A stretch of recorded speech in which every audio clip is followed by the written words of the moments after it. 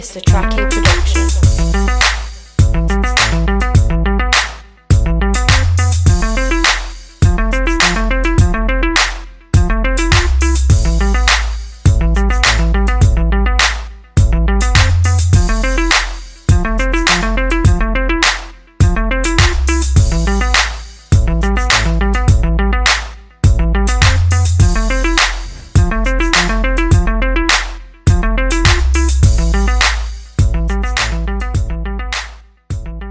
Les amis, on va commencer cette séance avec du soulevé terre. Donc je vous ai parlé tout à l'heure de ma façon de m'entraîner. Donc moi je m'entraîne uniquement en full body. Donc c'est une super manière de travailler. Donc à chaque séance je travaille un petit peu tous les groupes musculaires. Je commence d'abord par les cuisses parce que c'est vraiment sur ce groupe musculaire là que je voulais et que je veux toujours mettre l'accent pour vraiment les développer un maximum. Et ensuite j'enchaîne sur le haut du corps. Donc dos, pectoraux, épaules, bras, ça dépend de mes séances. L'ordre va varier aussi en fonction de mes objectifs et du type d'exercice que je vais faire. Donc là, on va d'abord commencer avec un échauffement articulaire, c'est très important. Et d'ailleurs, je le répète très souvent, on ne commence pas ces séances par du cardio. À la limite, faire 5 minutes à très basse intensité, c'est ok. Mais par contre, faire vraiment une séance de cardio de 30 minutes à haute intensité, c'est la meilleure façon de vous fatiguer et de ne pas être performant sur votre séance de musculation. Donc vraiment mettez un point d'honneur à faire un échauffement articulaire avant vos séances, c'est très important. Ça vous permettra de mieux performer et surtout d'éviter les blessures lors de vos séances. On va tout de suite commencer.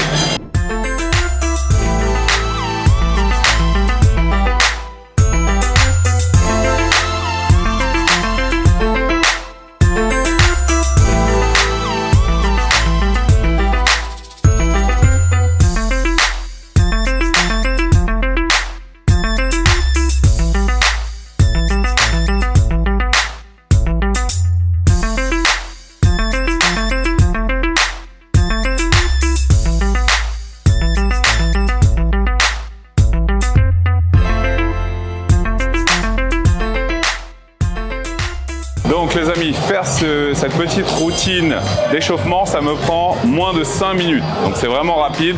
Et ensuite, je pars directement pour l'échauffement sur l'exercice que je vais faire. Donc je vais m'échauffer pour le soulevé terre, donc barre à vide. Pas besoin de mettre de la charge au départ. Et puis je vais progressivement augmenter ma charge jusqu'à arriver à ma charge de travail. Donc là, ma charge max, ça va être à peu près 140 kg sur lesquels je vais faire 6 à 8 répétitions sur 4 séries. Donc vraiment suivez ce processus, c'est très important. Un échauffement de mobilité, étirement de manière active et ensuite vous enchaînez avec un échauffement pour l'exercice que vous allez faire et ensuite vous commencez avec une charge de travail sur laquelle vous allez réaliser vos séries, c'est très important.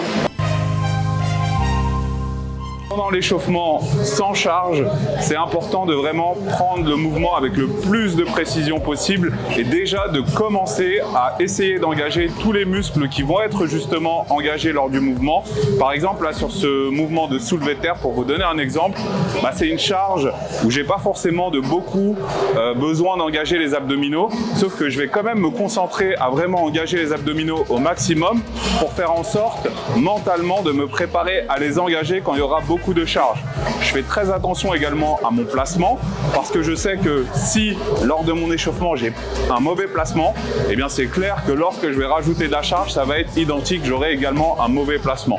Donc vraiment, considérez les échauffements comme un petit peu le reflet de ce que vous allez faire ensuite avec de la charge. Donc c'est très important de ne pas les négliger et de vraiment vous concentrer à tout de suite mentalement et aussi de manière physique, c'est-à-dire dans le type de mouvement que vous allez faire, d'avoir la forme la plus parfaite possible, c'est hyper important.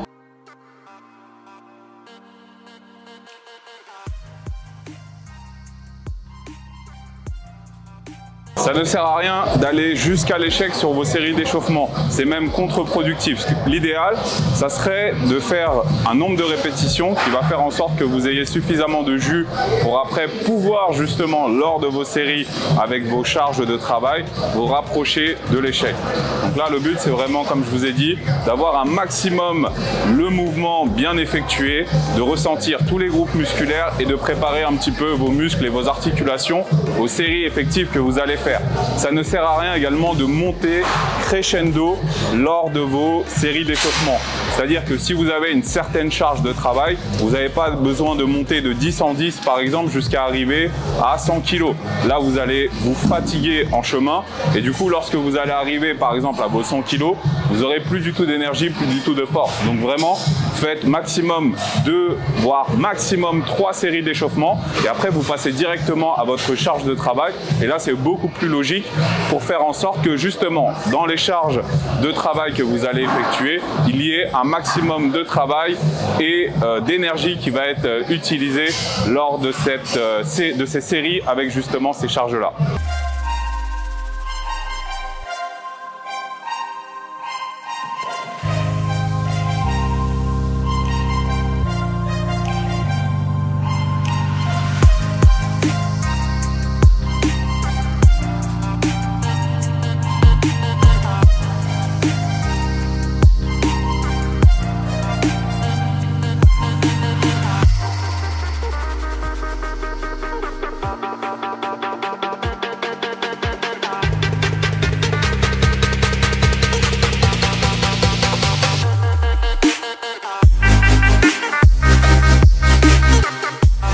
Petite précision les amis sur les conditions climatiques, il fait hyper chaud dans la salle, 50 degrés, taux d'humidité 99%, donc j'ai l'impression qu'il n'y a pas du tout d'air et d'oxygène. C'est pas une excuse, vous inquiétez pas que je me donne à fond pendant la séance, c'est juste pour vous dire que faites attention lorsque vous vous entraînez, surtout en ce moment, donc là on est en plein été, donc canicule etc.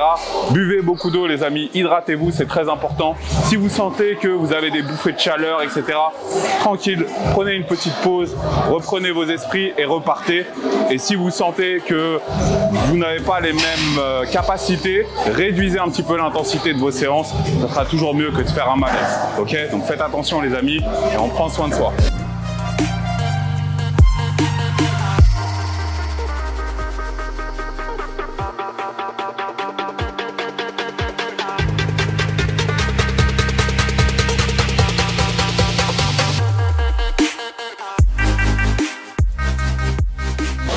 Ok les amis, du coup, on est avec une personne donc, qui a été top 5 Olympia. Olympia, c'est une des compétitions les plus prestigieuses en bodybuilding.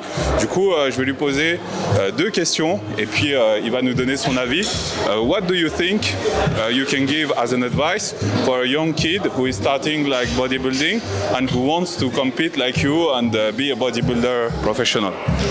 First of all, the most important thing is to have an absolutely clear vision and a clear emotion when it comes to reaching your goal, because there will be some hard time ahead and the emotion or the vision needs to be stronger than every difficult situation you're in. Sometimes the workout is very hard, the food doesn't taste really good, bad sleep, bad days, really dark places you have to go, and then you need to have the emotion ready to be stronger than the darkest day. And if you have the emotion ready, nothing will stop you. Like you mean you have to be very strong mentally, right? Absolutely. I call it the Patronus. You know Harry Potter? Yeah, of course. So he calls it Patronus, and this is like the most intense positive emotion he has, which is stronger than every negative which can happen. And for you, is it the same like for a regular person who wants, for example, a normal goal, just to lose weight or to gain some muscles? Is it the same for you or it's different? Absolutely different. When it comes to a healthy mind, a healthy body and a healthy lifestyle, there should be a bit of balance. If you force yourself to like really achieve high goals, like competing top 5 Olympia, there's no balance. I'm sorry to tell you, but you really have to go incredibly hard. But having a nice, healthy, balanced lifestyle, you should take it easy. You know, sometimes there's time for party, there's time for friends, there's time for a good workout, but take it easy. So it's really two different worlds, like, and you're right. And I think sometimes you have the two opposite. You have the normal people who want to act like bodybuilders, you know. So we have to say, and I think you are better to say that bodybuilding is a world, and it's like a profession, you know. So you cannot like act as a bodybuilder, but you're just not like a weapon for it. You understand? Absolutely, I agree. Like, you have to really choose. Being a top professional bodybuilder is like everything you do. You wake up at the special time, you go to bed at a special time, you eat special minute on grams, on the minute. Like all the drinks are counted to milliliter. Every minute in workout, every set, every rep, every movement, like everything is counted. And you need to live by that. It's not like a day, it's not like a week, it's like 20, 25, 30 years daily. And it's not going to be easy. That's why I said, like, you have to have the most positive emotion ready when it comes to like fucking game time. But I think the normal people can also inspire about that, but take the good things about it, you know? Absolutely, you know, like dedication and stuff like that. Absolutely. When I'm not in prep, I love to enjoy a good nice steak outside with my wife. Nice cinema movies with some popcorn here and there. You know, that's life. I love that. Like going outside, travel the world, see different places. But I have to make a special time for that, which is basically 4 weeks in a year. And all the time next to the vacation is like going digging deep and nailing it. Thank you. I really appreciate your time. Thank you for the advice. And where can we find you? On Instagram or do you have a YouTube channel actually? Of course. It's Mike Sommerfeld International, and the Instagram is Mike the Badass. Okay. Thank you very much, bro. Thank you so much. Les amis, n'hésitez pas à suivre notre ami. En tout cas, il nous a donné vraiment des réponses incroyables. J'ai vraiment aimé son mindset, sa mentalité, et il nous a dit qu'en fait il y avait une vraie différence entre les personnes, les gens normaux entre guillemets, et puis les bodybuilders. Donc c'est bien de vouloir les imiter, mais il faut se rappeler et il faut rester à sa place que c'est vraiment leur profession, c'est vraiment leur travail, c'est vraiment un mode de vie qu'ils ont choisi, qu'ils ont décidé. Il ne faut pas que ces personnes-là soient jugées pour ça, mais à côté de ça, on peut prendre les choses positives de ces gens-là, c'est-à-dire leur force, leur volonté, leur discipline également. Mais par contre, on doit faire attention aussi à trouver une balance dans sa vie, donc un équilibre entre pouvoir se faire plaisir et atteindre certains objectifs. Super intéressant, les amis. Donc sur ce mouvement d'écarté à la poulie, ce qui va être intéressant, les amis, c'est de bien engager vos abdominaux pour gagner un maximum de stabilité sur le mouvement. Comme vous le voyez également, la position de mon buste est légèrement vers l'avant. Ça me permet d'avoir les poulies qui vont avoir le meilleur angle pour pouvoir cibler mes pectoraux. Également, ce qui va être intéressant, ça va être la trajectoire du mouvement. Donc on va reculer les coudes au maximum pour avoir un max d'étirement sur le grand pectoral. Et ensuite, à la fin, on va faire simplement une abduction des bras, des épaules ou des bras, comme vous voulez. C'est exactement la même chose. C'est-à-dire qu'on va rapprocher les poignets plutôt que de rapprocher les mains. Et là, ça va faire un travail totalement différent sur les pectoraux, ce qui va vous donner un meilleur développement, etc. Vous le savez, meilleure sensation égale meilleur recrutement égale meilleur développement, les amis.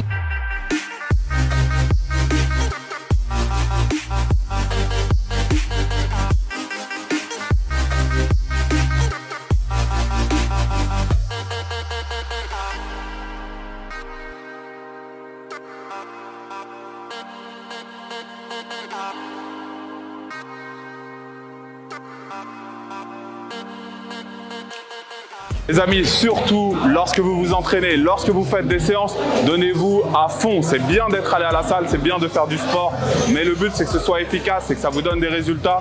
Et donc pour ça, il faut faire les choses du mieux possible. N'hésitez pas à avoir un programme de musculation, même si vous le faites vous-même. Au moins, organisez vos séances, organisez vos exercices. Ayez une certaine discipline, une certaine rigueur dans ce que vous allez faire. Et croyez-moi, c'est ce qui va vous faire le plus progresser. C'est d'avoir une organisation, de faire les choses du mieux que vous pouvez. Et puis vous pouvez, c'est pas grave, on s'en fout. Et également de comprendre comment ça marche, de comprendre comment ça fonctionne, donc de vous instruire. La musculation, c'est comme tous les autres sports, vous avez besoin de connaître les bases. Vous n'iriez pas, par exemple, jouer, je sais pas, au golf sans apprendre à jouer au golf. Vous allez vous instruire, vous allez prendre des cours, et la musculation, c'est exactement la même chose si vous voulez progresser et avoir des résultats.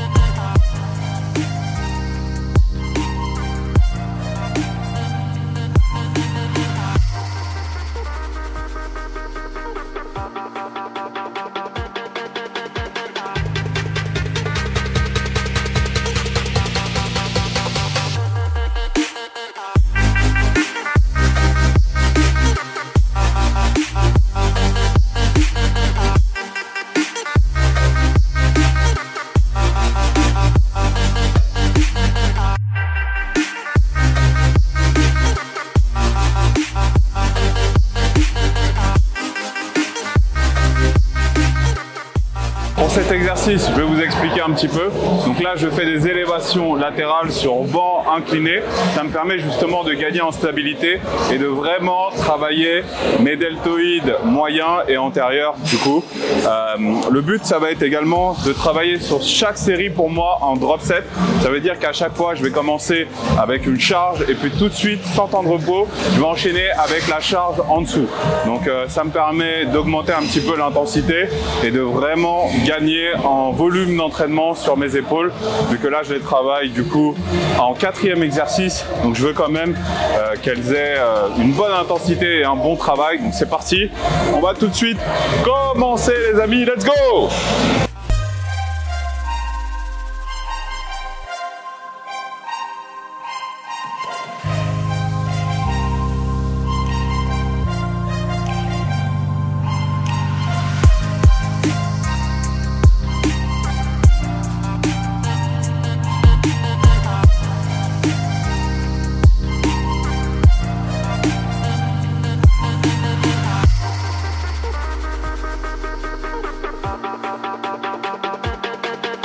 On flex.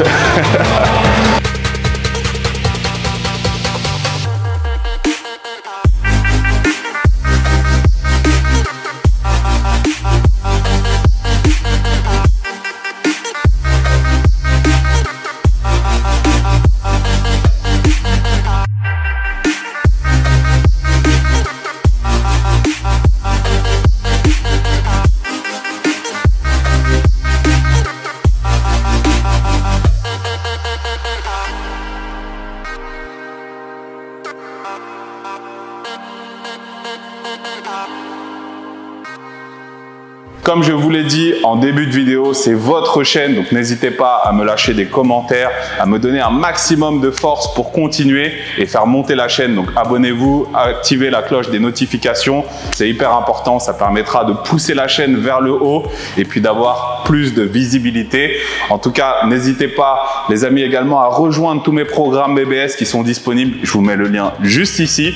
Cliquez sur le lien qui est en description pour directement suivre mes programmes et vous transformer les amis.